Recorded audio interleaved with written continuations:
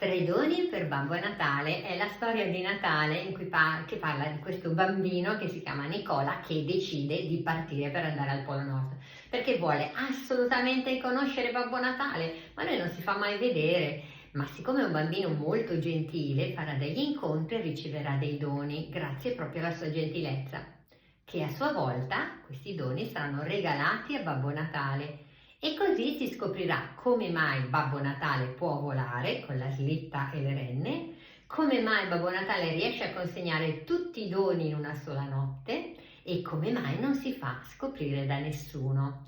È una storia molto lunga, nel senso che sono 18 illustrazioni, ci sono 2 testi, anzi 3, c'è un testo per i bambini un po' più grandi, un testo invece per i bambini un po' più piccoli e poi c'è il testo in inglese. Questo è sempre un pochino più semplificato proprio perché magari sono i bambini italiani che lo leggono e quindi è più semplice. E che cosa succede? Che lui parte, come potete vedere, eccolo qui, lui è qui col suo gatto e decide di partire. Questa storia è un po' particolare perché si può leggere in 3 modi diversi. Il primo è normalmente, quindi voi praticamente leggete la storia né più né meno come le altre, cioè scorrete praticamente le tavole, in questo modo la seconda viene eliminata, che sarebbe questa, scusate, la terza, che sarebbe questa, e voi procedete semplicemente leggendo quello che c'è dietro, e questa è una modalità. La seconda modalità invece è quella che a un certo punto salta fuori un personaggio che non lo vedrete mai dentro, che è proprio l'orsetto di Nicola. Quindi voi cominciate a leggere tranquillamente che lui decide di partire, che prepara tutte le sue cose e a un certo punto dite e porta con sé il suo orsetto. Quindi fate in questo modo e che succede qui? Succede che l'orsetto non c'è. E i bambini diranno, ma non c'è niente, non c'è nessuno. E a questo punto, proprio in questo punto, che sbucherà fuori l'orsetto. E potrebbe essere l'orsetto che, adesso eccolo qui, l'orsetto che potete ritagliare insieme ai vari elementi che serviranno poi per la narrazione appunto con l'orsetto.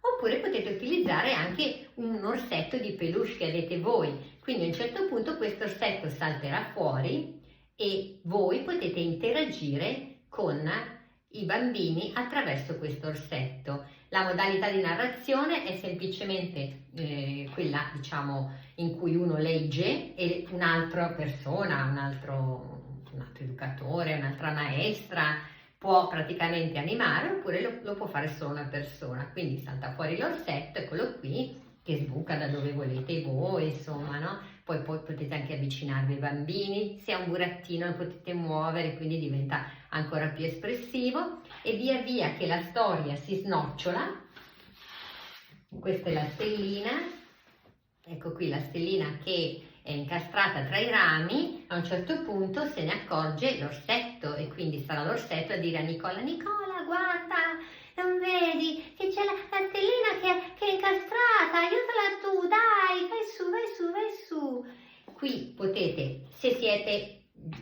potete lanciare e fare praticamente, improvvisare tutte le varie cose che dice l'orsetto, altrimenti qui in ogni pagina c'è quello che l'orsetto deve dire e quindi qui potete tranquillamente leggere oppure ci sarà un'altra persona al vostro fianco che farà poi tutte appunto le modifiche. L'altro modo appunto è quello di utilizzare un orsetto vero e qui ci sono i vari elementi quando lui per esempio porterà anche lui il tronco dell'albero, vedete li ho montati su questi semplici stuzzicadenti, oppure quando farà la foto, farà la foto ai protagonisti della storia che sono Nicola e Babbo Natale, oppure quando si infilerà dentro quello qui che uscirà fuori e si infilerà dentro, e sono fatti anche nella grandezza per cui questo orsetto può utilizzare tutti i vari oggetti della storia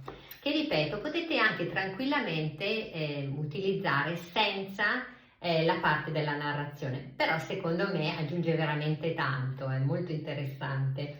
ci vuole un pochino di studio prima o magari semplicemente seguite quello che è da leggere, insomma. Quindi l'altra modalità è utilizzare un peluche. Ma c'è un plus, c'è un'ulteriore cosa, cioè quella di togliere completamente le vostre tavole e utilizzare i burattini per una narrazione. All'interno del QR code che io ho messo in fondo alle pagine troverete il modo proprio per animare la storia senza l'utilizzo di questo. Questo si può fare sia successivamente quando voi l'avete letta ai bambini, in modo tale che loro la possano interpretare. I bambini più grandi possono interpretare la storia. Ci deve essere un lettore e 2 bambini o 3, dipende perché a volte ci sono anche 3 oggetti, però 2 bambini bastano, o 2 maestre e maestri che animano direttamente la storia all'interno del Kamishi. E qui troverete passo passo sia la parte che uno deve leggere e sia le istruzioni per muovere, che poi alla fine sentono semplicemente quello che il narratore dice e lo eseguono con i burattini. I burattini si possono utilizzare in questo modo, cioè mettendo questi bastoncini sotto, in questo modo, quindi farete in questo modo, oppure i bastoncini si possono mettere in alto, in questo modo qui, e quindi qui potete anche inserire uno scenario tipo, non so, un cielo, quello che volete, o anche l'immagine di Babbo Natale che vola. Ecco qui, e queste sono le modalità di lettura dei 3 doni di Babbo Natale. Buon divertimento, non solo ai bambini ma anche a chi legge e chi racconta e chi anima.